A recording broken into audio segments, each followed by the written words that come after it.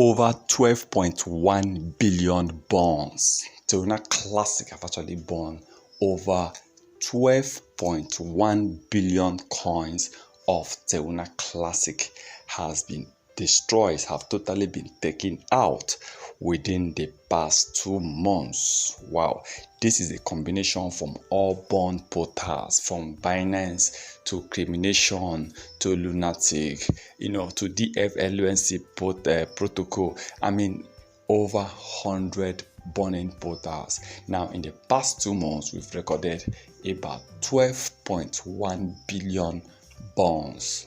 Terra Classic actually bond over 12. This is a lot of money, and I think in 2 months, well, should we say they really did well, or should we say they really achieved much? The only time Terra Classic was able to hit almost this number was when Binance bought 8.5 billion coins of Terra Classic alone.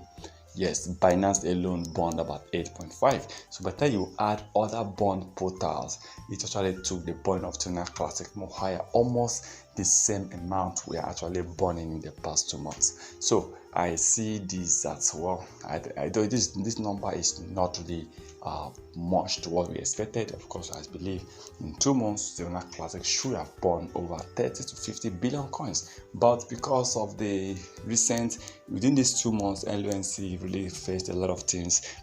So many people believe that Terra Classic will crash within that past 2 months. But we're happy to see that this coin was able to survive the crash. And today, at least the market cap is still hitting towards $600 million market cap, which is a lot of money. Well, for me, 12.1 billion bonds in 2 months is a lot of money by the time you convert this. But I believe that in the nearest few months, we will be burning more coins than we are burning right now. I believe Terra Classic will definitely burn more coins than what they have been burning within the past 2 months. 12.1 billion. I want to be recording over 120 billion bonds in 2 months.